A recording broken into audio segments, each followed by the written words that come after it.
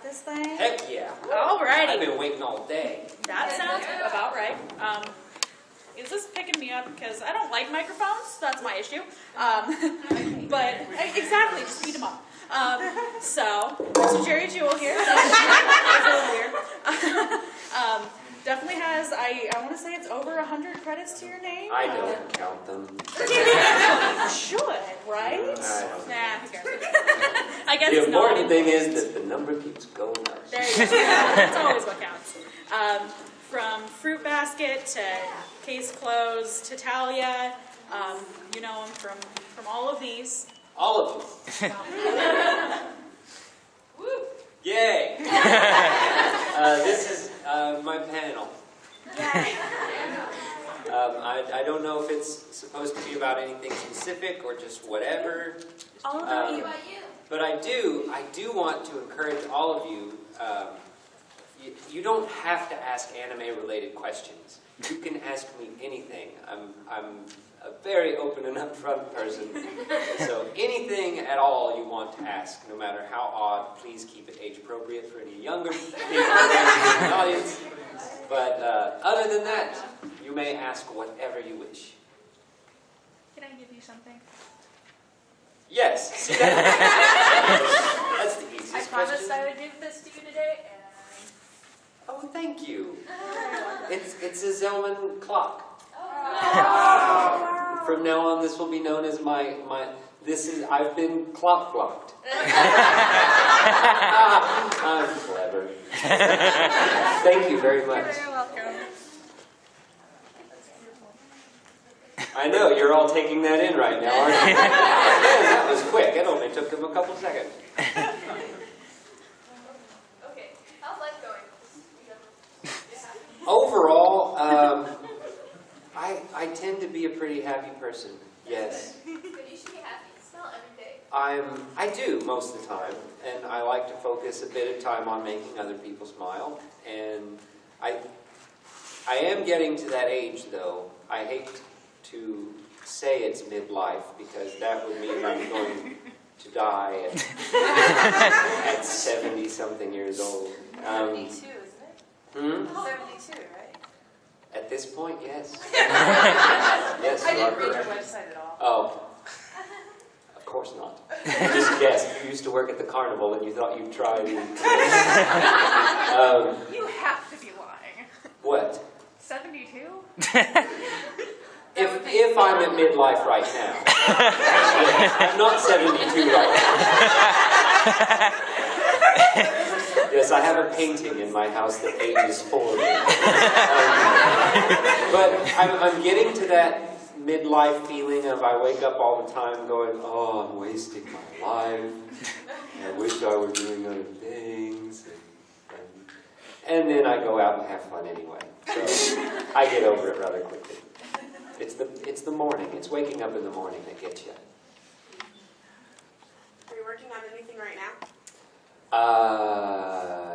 Yes, but I can't talk about it. Non-disclosure agreements. They do exist.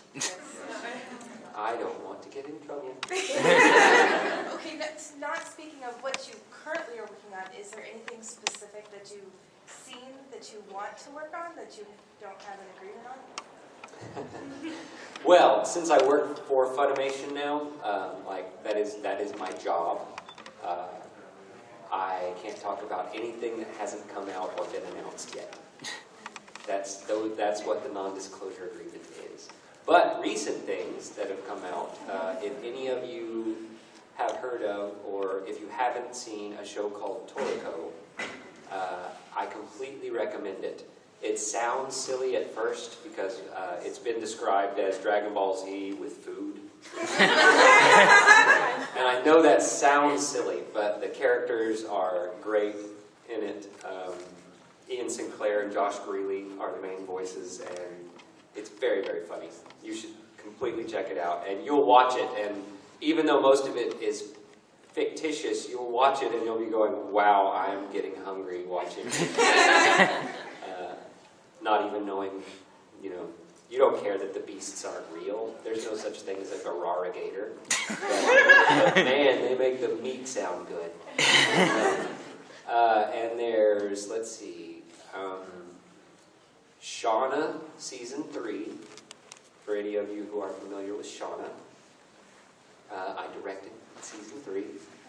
And see, that's the great thing about directing is my voice isn't on it. I can just say I directed it and take all the credit for all the amazing people that were in it. When most of the time it consists of me going, first part faster, second part slower. Take it up a little bit. Okay, that's great. Moving on. Camera ninja.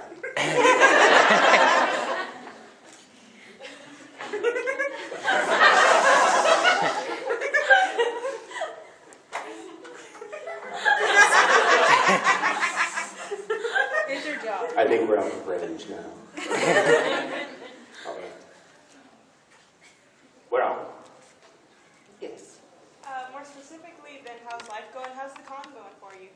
I like it so far. It's, I was telling Jana earlier today, those of you that don't know, Jana's my girlfriend who's here with me, and the sheer number of people is a bit unnerving at times, but it's really cool in that they're here for all sorts of things. So it's not, most of the time I go to specifically anime conventions, so everyone is there for anime, so no matter how large the crowd is, it's always a little, oh geez, there's a lot of people here. But here you can walk around and it's fine, because the majority of the people have no idea who I am or what I've done. And I'm okay with that. Completely fine with it. So thank you for asking. Do you have a favorite anime that you've done or that you've watched? A favorite anime that I've done? Or watched. I've got, well, anything I've been in was amazing. Which isn't quite true. But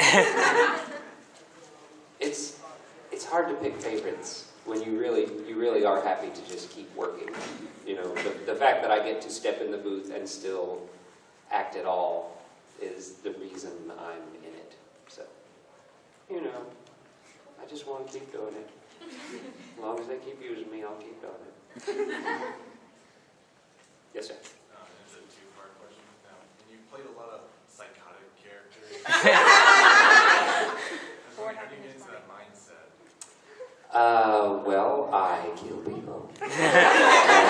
No, I think we've all got it in us. I think the nicest person amongst us has at times gone, I would like to take this person's head off and pop their eyes out and send them to their mother. We've all felt like that at one time or another. I think the difference is you have to dedicate to it for a couple of hours, or however long you're recording. You have to constantly be thinking that way. I guess I can't give you the complete version, but for Barry the Chopper in Full Metal, Mike McFarlane had a very descriptive paragraph of how crazy he wanted the person to be. It involved unnatural acts and body fluids and doing things in those body fluids and being happy about it. And after a description like that, you go, okay, I think I got what you mean. You mean crazy. All right. Insane. With violent tendencies. Over there, yes. Doctor? I'd like to know, of all the roles you've been in or voice acted in, is there any that you would choose? Like, have you ever thought about living in and why? Living as that character? Not so much as the character, but just in the role they're portrayed in. For example, Full Metal Alchemist, like everyone would love the ability to just rearrange molecules. Sure. Who wouldn't? I would have a completely different face that I could talk to. I don't know. I have actually watched all of Full Metal. I don't know that I'd want to live in that world. I don't think I would. Gonna die. I'm pretty sure I wouldn't. When you have characters like that, yeah, I wouldn't want to live in that world. That's for something else. Black Blood Brothers. I don't know how many have seen that, but Zelman Clock has been alive for a very long time, thousands of years, more than likely. And he has red eyes, and he's really pretty. I could live in that world. Then I could be pretty, and I could be it forever. Like John Barrowman. It's true, I saw him. He's a damn good-looking man. I was trying to act all mad at my girlfriend yesterday. She's like, "This is John Barrowman." And I was like, "Yeah, whatever." And I looked and I was like, "That's a damn good-looking man." I can't be angry. Well, they just killed him an arrow, so don't worry about it. More questions, more questions. Or we could just stare at each other. Yes. Is there like a character or characters that you especially like to voice because of their lines or how their personalities were? Anyone familiar with Shin-Chan? Happiness Buddy was one of my favorites, just because of the stuff he got to say. I don't believe all the stuff he got to say, but it was still fun to say it. Very cathartic. There's a word for you to look up, kids. Yes. Do you watch a lot of TV? And if you do, what kind of things do you like to watch? I really don't watch a lot of TV because it makes me angry most of the time. Commercials make me very angry, and the news makes me angry. And that in turn makes Jana angry because she doesn't like to hear me talk to the television, which I understand, I do. But when we do watch television, as sick as it sounds, we watch a lot of crime dramas, and we like to figure out who murdered whoever, and we really shouldn't enjoy that as much as we do, but we do. I know, it sounds terrible now that I heard myself say it. I like seeing how people died and figuring out what happened and who killed them and how the police are inept. That's what I enjoy. You do Russia for Italia. Is it hard to do the accent? I think it's a terrible accent, personally, and it's torn. I've seen both sides of that argument on the internet. Well, I have a friend who lives in Russia, and he says it's great. Well, I have a friend who lives in Russia, and he says it sucks. And you have to let that stuff go. I personally think it's a bad accent, but that's because I've seen people that can do convincing ones.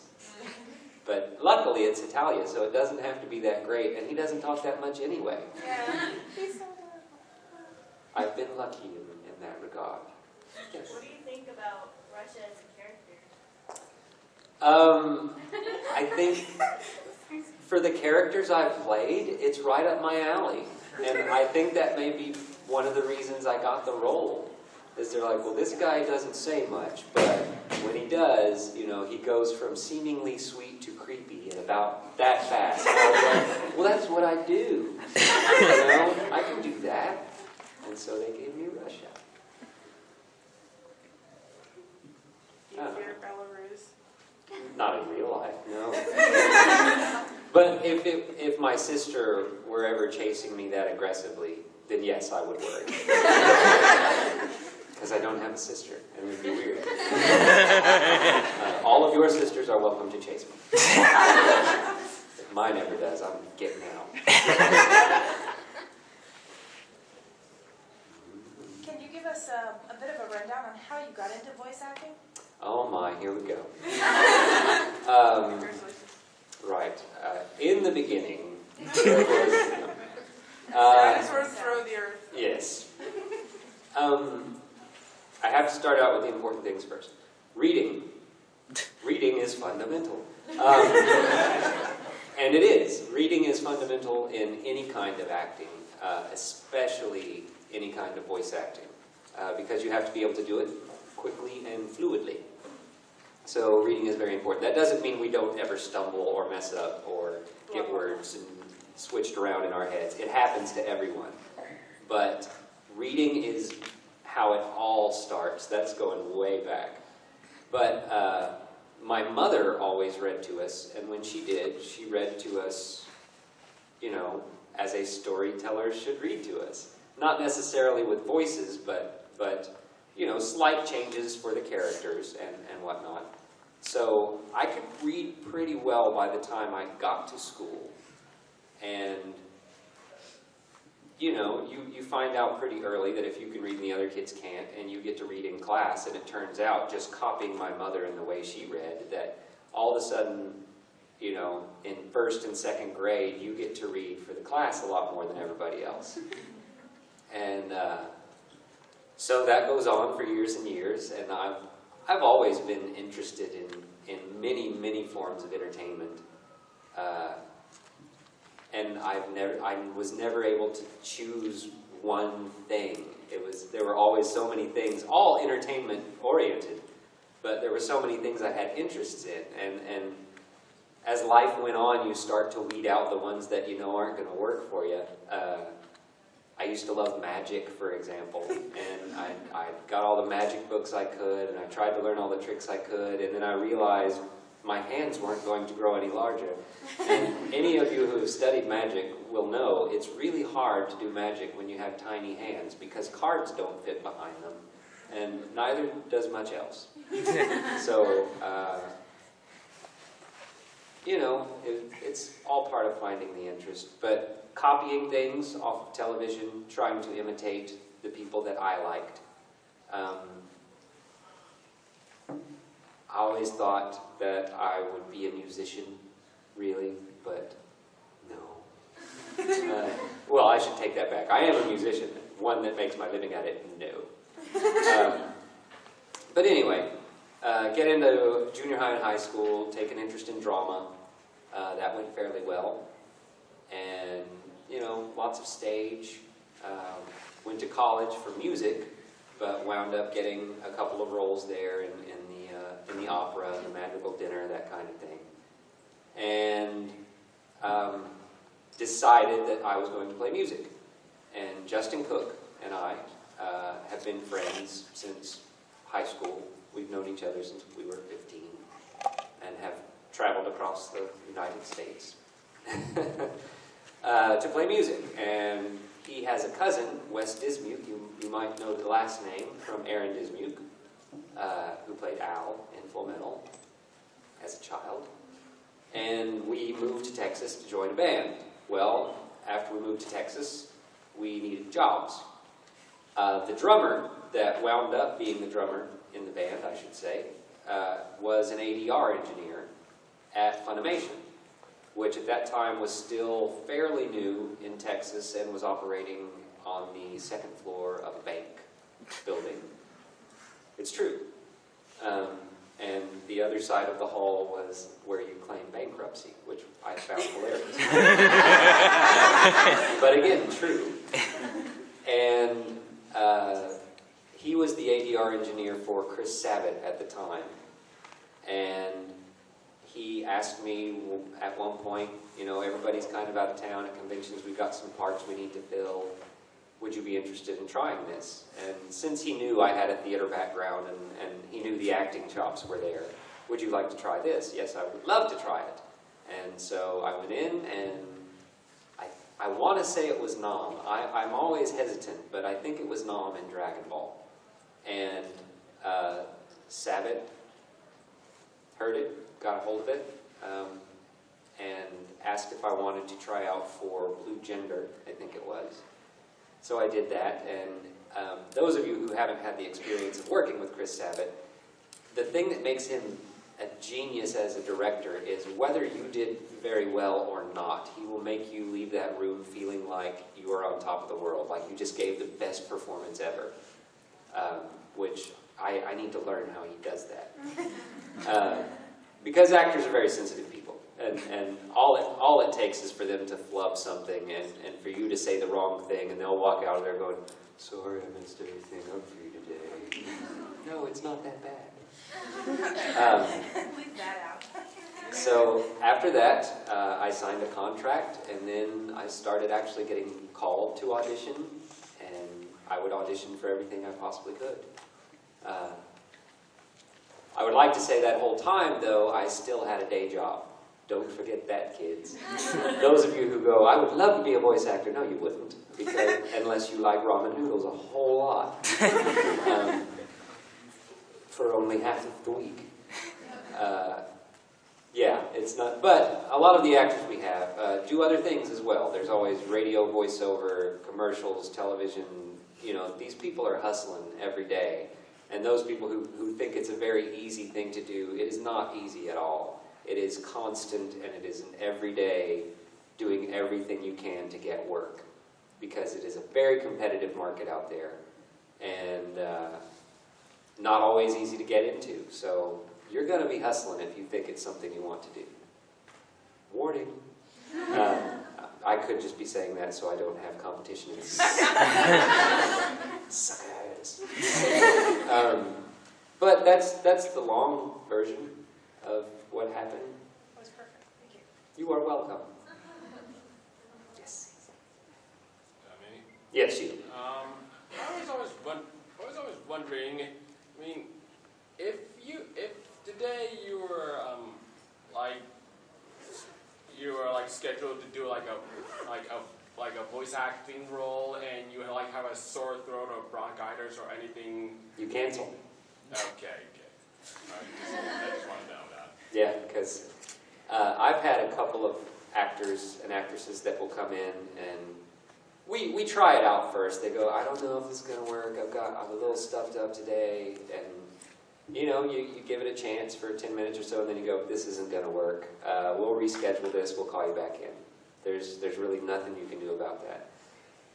Unless it's short notice, and then you may not have much of a choice. Sometimes you have to suffer through it, but it's really all about how much time we have.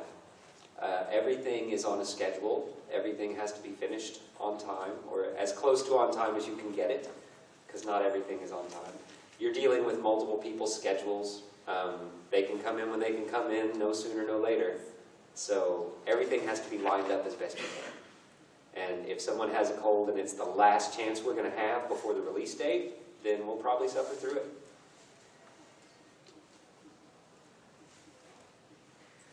So Zellman has people working for him. He has like this big thing going for him. So if you were interviewing someone as Zellman, what sort of questions would you ask them? Would you like a cookie? That's it. Because I think everyone should have cookies. Cookies are good. You're doing a voice acting role. Do you ever feel like you relate to the character? I think you have to. I think you have to find some way to relate to the character. As much as you can. I mean, you know, I'll never be a stuffed bunny. But the things he talks about and the way he talks about them, I can most certainly relate to. Those are things you wish you could say all the time. His little rant about marriage, for example. I was married at the time, and a lot of those things really resonated with me. So talking about them was a lot of fun. Yes. Me? Mm-hmm. I'm kind of curious about how 5, 6, 7 years back, when Funimation released the One Piece game on the Wii, how you played the character of Kaku the giraffe, how when they finally got back there for the dub about, half a year ago, About that, yeah. why you didn't reprise the role and instead took the role of younger, Iceberg. Oh, I am not. See, I'm so glad you said that, because I am not younger Iceberg. What? That's right. God. It sounds like me, though, doesn't it? Yeah. Close. If I were to raise my voice like this and talk like this, you would swear I was younger Iceberg. That is Austin Tyndall. Wow. But it's only when I talk like that people confuse me with Austin Tyndall. If you met him in person, we don't sound a thing alike at all. It's only when we step in front of the microphone and say certain things in certain ways. But we get that all the time. I think I have done one pickup line for him where they were going to turn something in and he wasn't available that day. But yeah, that's not me at all. The first part of the question is, why didn't you reprise your role as Kaku? As Kaku. The game came out before that, of course. Right, like several years. Sabat is the one who did the game. He did that at Okratron 5000, his company. And so he is basically the one who cast me in the game, which I thought was great in and of itself, because when I walked in, he goes, "Yeah, we got this character. I'd like you to take a look at him. He reminded me of you." And it's Kaku. He goes, "Yeah, big nose, red hair." I figured. Yeah, okay. Ha ha ha. Real funny. I'll take it. Because it paid really well. And I'm not even sure if Mike knew, because Mike McFarlane has directed most of One Piece. I'm not even sure if he was aware that I was Kaku in the video game. And considering there weren't really a large number of lines or anything like that, he still had free reign to cast whoever he liked. So I don't blame him for that. I'm not angry about it. But I think it's because Sabat had first chance at it. And so he cast me as Kaku. You win some, you lose some. Yes, ma'am. Do you think voice acting is a lot more difficult to do than, say, acting in front of a camera?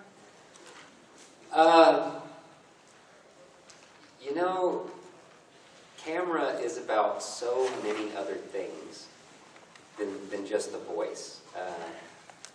I think it was, I want to say it was, I heard an interview with Matt Damon at one time, and he was talking about his early days and saying, you know, camera's all about this. This is what camera's all about.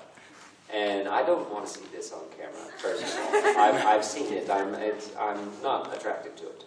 But, except at night when I'm lonely. But I get all kinds of, and always have, gotten compliments on my voice. I have no idea why. I don't know what the quality is that other people hear that I can't. You can't hear your own voice. It's true, and that is very true. When I hear it in my head, I like it. I think it's great, and I think it's deeper than it really is, and I think it's sexy, and I think all of these things. And then I hear it coming through the television, and it drives me crazy, because your first reaction is, "That's not me. That's not me. I sound way sexier than that." But then you realize you don't. So the fact that other people like it is nothing but a bonus for me, because I can't stand it. Just remember, when you wake up in the morning, good advice my dad always gave me: if the sky's above you and the dirt's below you, it's already a great day. Already a great day. Every day spent above Doesn't matter how ground old is a you are. good day. It's already a great day. But it's, I like, even when I did stage, you know, timing is still important. The vocal part of it is still very important. You just, when you're dubbing, you don't have to do the physical stuff, which is great, because that's very tiring as well sometimes. And you do it alone, which I would say is definitely a different skill set. Anyone who has done theater knows that it helps a lot to have that other person to play off of. So it really kind of tests you, especially when you're new and you're starting out. You're tested in the sense that you may not have anyone to go off of. You may be the first person to record this. So, you know, how are your acting chops? How's that go? Are you paying attention to how they look on the screen? Which is another thing. You do have to pay attention to the physical part. It's just someone else's physical part. They take care of the facial features. They take care of any movement. So you're free to interpret that vocally however you think you should. But you are limited by how the mouth moves. So you don't get to take the time to say a line the way you would like to. You might have to say it like this, and you don't really have a choice. You are pretty much locked into what that face is doing. So it definitely tests you. Again, I've always had fairly good timing, so I fell into that rather easily, and I have found that a lot of the people that we work with, especially the musicians, pick up on the timing very quickly. If you've never seen it, and you've never done it, and you think it's easy, then I encourage all of you to try it sometime, because it is not. You can even take the dialogue. Take the dialogue from whatever it is you're watching, copy it down, and then rewind it, turn off the sound, and try to match that mouth movement. See what happens. Some of you might be good at it. Who knows? In the back, yes. So, from what I've seen, you have to sometimes make noises when you're hit or something. Oh, yeah. How do you go about doing that? I imagine that's kind of difficult. Reactions are ridiculous. And they are ridiculous because they don't really happen in real life. Nobody, you know, if I see you move, if I see you, you know, scratch or whatever, I don't go, huh? You know, in real life I might go, and that's it. Now, I can imagine making noise if someone hit me, possibly. It'd probably be me cursing at them. But either that or, ow, or something. But it's just part of it. I think we borrowed that part of it, and naturally so, as we should, from the Japanese. Well, even in American movies, the sounds that they put in there when people are fighting, that classic psh sound when you get punched. If any of you have ever been in a fight, you know very rarely does that sound ever happen. You know, it's more like a thud of some sort. But there are reactions we like, reactions we don't like. I said yesterday in a panel, I have never in life, anywhere, for any reason, heard anyone ever go, but the Japanese do it all the time. What is that a reaction to? I have no idea. Usually when they're angry or something, or if they've been punched, they'll have the What is that?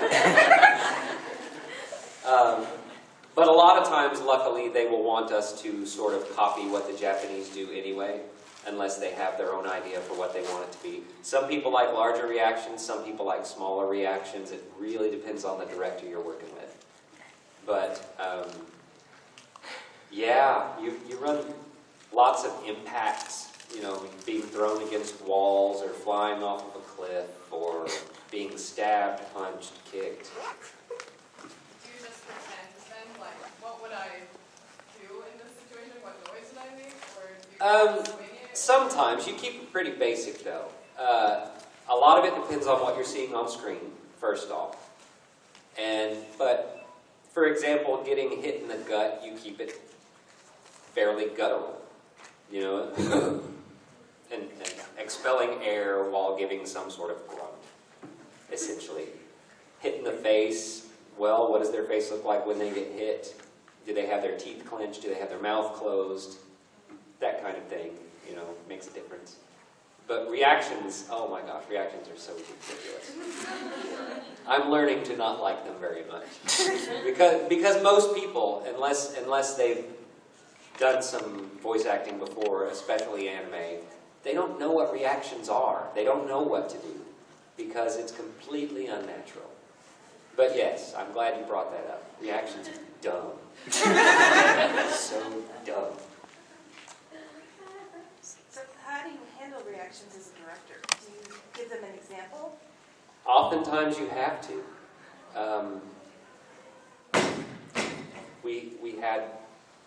We've had a couple that, you know, something like you'll see in a comical, sort of comical scene, perhaps in a comical anime, open mouth guzzling may be a reaction. And so those of us who grew up with cartoons, the cartoons that we've grown up with, know automatically what that's going to be. We know it's going to be someone who did not grow up on those same cartoons has no idea what to do. And you get all sorts of things. You know, you'll get them going, that's not going to work. Okay. Okay, that's not guzzling, that's a swallow. You know, and yeah, sometimes you have to give them an example. And if they can't do it, then sometimes you have to go, let's get so-and-so to stand in for this person on the guzzling reaction. Nobody will ever know. Which is true. I would almost bet, considering the people that are in here, all of you have probably seen an anime at some point that someone else has done something for one of the characters and you are none the wiser. Which is good. We're wiser now. Right. Now I'm telling you, I'm giving you the secrets. You're welcome. You do a good job of that. Have you ever thought about working for a bigger corporation, like maybe doing American movies or television? I don't think I belong on television. Not I per really se, don't. but like, American cartoons or Like Avatar and stuff. I would love to. I mean, a lot of that is I, unlike many of the other voice actors, I've never had an agent. I've done it all through myself. I've booked for myself. I don't want to move to California. And I have no delusions of grandeur. So I'm happy just getting to do it, really. And now that I work for them, I get a steady paycheck. So I have a steady paycheck. I still get to act. I have no problems. only enjoy where you're at? So. Why, thank you. I mean, I would love to do it, yes, but that would involve a lot of crazy things. You have to fly out to LA. Well, how am I going to keep a job if I got to keep flying out to LA? Why don't you move to LA? I don't want to move to LA. I don't blame you. Been there. Yes, the majority of let's make no bones about it, the majority of actors in LA are not working as actors. For sure. It's a harsh reality, but it's true. Yes. Do you tend to watch your own stuff, or do you tend to avoid it? When it was new, when I first started, I loved trying to make it through watching my own stuff. Again, my voice bothered me so much that it was hard. I didn't want to sit there and listen to myself. I was like, I don't want to be that guy. That's like the guy that's in a band, and when they play, he wears the band t-shirt. I don't want to be that guy. I know people that are like that, and I don't fault them for it. I just don't want to be that guy. And there came a point when I started getting more and more work when I just didn't have the time to watch everything I was in because I was busy recording it. So, and it was the same thing. They used to give you a DVD of everything you had been in. And so if you have 100 roles, and some of those roles have who knows how many episodes, there comes a point you have to just go, okay, I don't need a copy of everything I've done. I don't need it at all. I have no place for it, essentially. But I do have, I've got the Case Closed box set. I've got the little Beck amplifier at home with the discs in it. There are a few of them I like that I keep. And I try to get my son to watch some of them sometimes. What anime that you haven't been in is your favorite, and who's your favorite voice actor? I don't know that I have a favorite voice actor. I like most of the voice actors I meet. And I don't know, there are a lot of good voice actors out there. And I guess as far as DFW goes, like Sabat, of course, is one of my tops. And Eric Bale, I absolutely love Eric Bale. I get angry at Eric Bale because he can hide his voice better than I can. But we always, we've played so many A and B roles that it's not even funny, where either he's the good guy and I'm the bad guy, or I'm the good guy and he's the bad guy. We work well together. We're good teenage boys together. Even though he's way older than me in real life. I don't know, actually. I think he's older than me in real life. I'm pretty sure. I'm fairly sure. But series, I I was introduced to Cowboy Bebop by Justin, who told me I should watch it. And I thought that was a great show. And I have met Spike, I think once. I doubt he remembers meeting me, but I remember meeting him. It did happen, I was there. I don't know, it's always hard to pick favorites, especially when some of them are your friends. Which is awesome.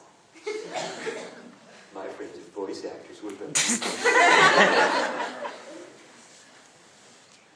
Somewhere over here. Out of all the episodes of Case Closed that you recorded, which among those episodes were your favorites? Many of them, we joked about it a lot, because many of them at their core are the same episode. And we used to joke about all the time, how many different ways can you kill people with tape and string? You know, it's always the basic things. It's like, oh, he had this string around, and what'd they do with the string now? Oh my gosh. Let me guess, he's going to shoot him with the dart, and then he's going to use the bow tie. Of course he is, that's what they do. I don't know. We tried to, if it wasn't in the script already, we tried to work in, why didn't I see it before? Because it became such a joke. You know? It's like, how can someone this brilliant, almost every episode go, you know, have that moment of, I've got it. You know, of course you should have seen it before. It happened the last episode. Almost the same exact way. You know, you should just be looking for character types, Jimmy. That's what you should be doing. You know, I don't know if he can be trusted. His eyes are kind of shifty. Their eyes are always shifty. It's always the shifty-eyed guy or girl. In all fairness, there were plenty of girls that killed people as well. But some of my favorite episodes of Case Closed were the ones where the Junior Detective League were there. All the kids. Those were some of my favorites. Because I liked, what's the chubby one's name? I forget. But I liked it. Was it George? I think it was George. Yeah. I don't know. I rarely got to watch them. I just got to record them. And then, you know, oh, Jimmy, Rachel. That became a joke as well. Colleen Klinkenbeard and I still do that sometimes. In passing, she'll go, Jimmy, you know, Rachel. Because it's fun. Oh, yes. Okay, so, Cheese in Spanish. That's what you said, oh, cheese. it's Marvel Comics. With your personality type, you kind of remind me of this character from this machinima called Red vs. Blue. You remind me of Bruce. Just a little. I suppose I will take that as a compliment. I hope it's a good thing. I'm the ass of a train. Not sure. You all knew, right, that those were cabooses? Yes. We're not stupid. Yes, you are. You're listening to me talk about voice acting. In the back. Me? Yes, you. I know that Vic Mignogna has the donut story, like behind the scenes. Do you have any funny and behind the scenes moments as well? I'm way more professional than that. No, I don't know. I mean, we always have fun when we're in, but I'm usually the kind of person that stands there quietly until it's time to do the line. And I don't squirm around a lot. I don't talk a lot until the mic's off, and I'm out of there, and then I talk all the time. But I don't know. It's just I guess I would call it professional courtesy. It's not my job while I'm in there to do silly things or try new things or, hey, can I try this? I want to do it this way. No, I'm there to do what they want. I'm their puppet. Yes. Do you ever get like disappointed in an ending and like wonder if it could keep going and like just hope that it'll... I think I get that for Fruits Basket more than anything. Why isn't there a second season? Why isn't it? Because it's not up to us. That's why. It has to be done in Japan first. We wait for them for everything. Because we're really, we're not creating it. At the end of the day, we're dubbing it. And, I'll take it. I'll take the things of Kyo's my favorite character. Yeah, but he was going to be your favorite character no matter who dubbed him. I'm glad I got to do it. I'm very glad I got to do it. And I'm glad that it, passed most people's expectations. But at the end of the day, I do realize that if it hadn't been me, it would have been someone else, and you would have liked it just as much, if not better. So, I'm very grateful for just being cast in things like that. Or Russia. Russia hardly says anything, ever. Again, the popularity for that character was already there before it ever got dubbed. So I always find it funny when people are like, I love you as Russia, da, da, da, da, da. Wouldn't have mattered who would have been Russia. You would have loved them as Russia too. Because Russia was Russia before it ever got here. Thank you, Japanese people. They have no idea who I am. I know who they are. They don't know who I am. Yes? Can you please do the Russia voice? Please. Only if it makes all your faces explode. In laughter. Yes. On the subject of voices, could you say something from Fruits Basket? Damn right. I didn't fight bears!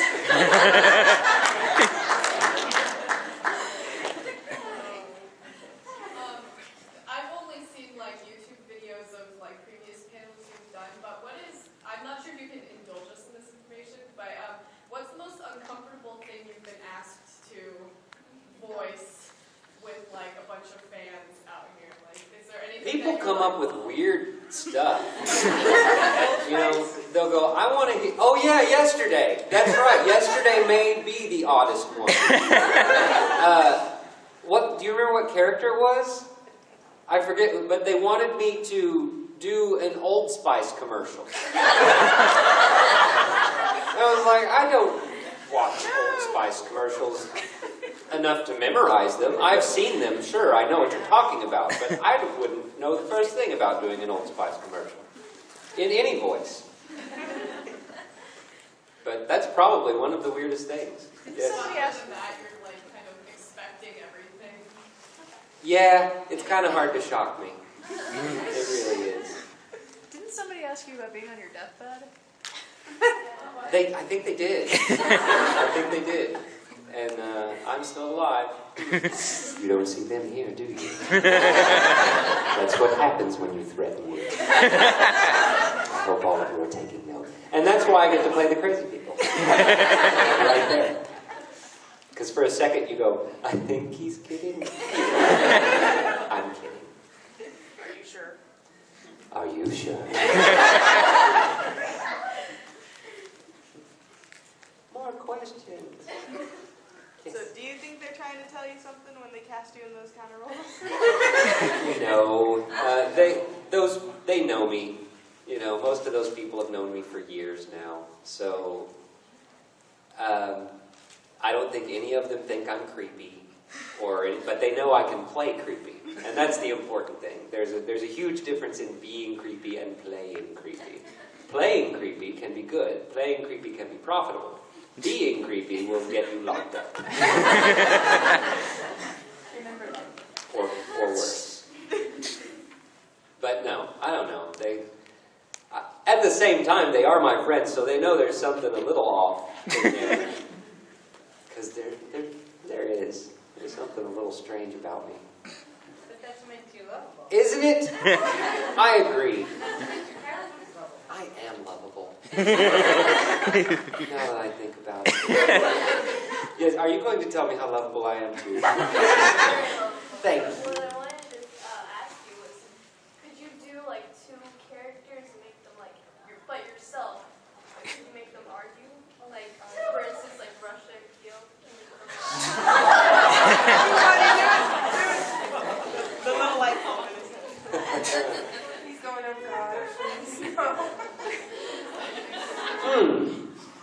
would they say to each other? That's the question. No cats allowed. Oh, wow. I'm sorry, there are not cats allowed in Russia. Damn it, I'm not gay!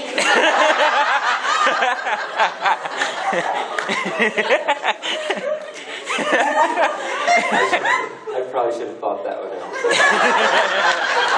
Because now I don't know where to go with it. I just know it sounds dirty and I Or Barry the Chopper and Russia working together. I don't think it would last very long. I really don't. One or the other of them would wind up dead somewhere. Just Barry's luck. Right. Except Barry would tell you about it. Probably. And Russia would go, I have no idea where he went. He's missing. Oh no, I found him in the snow. What a tragedy. Guess he won't need his cleaver anymore.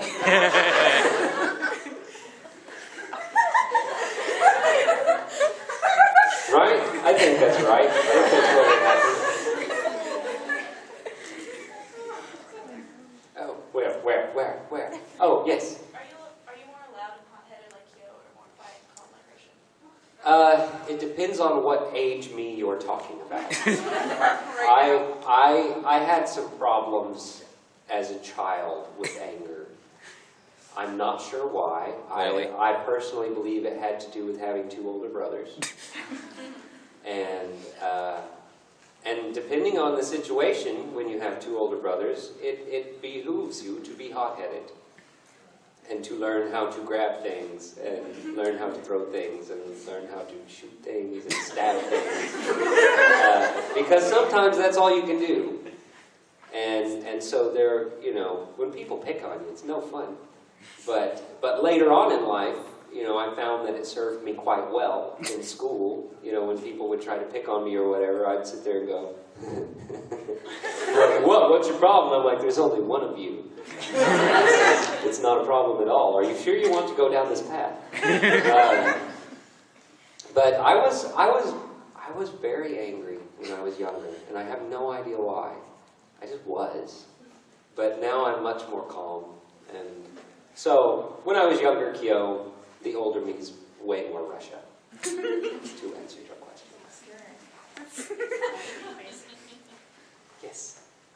Do you prefer panels like this, or do you prefer them with more people like up there with you? It really depends on what the audience wants. I mean, I'm assuming that you all came here because it was me, or some of you maybe just wanted to get out of the hall and sit down for a little while. I'm cool with that too. Doesn't bother me.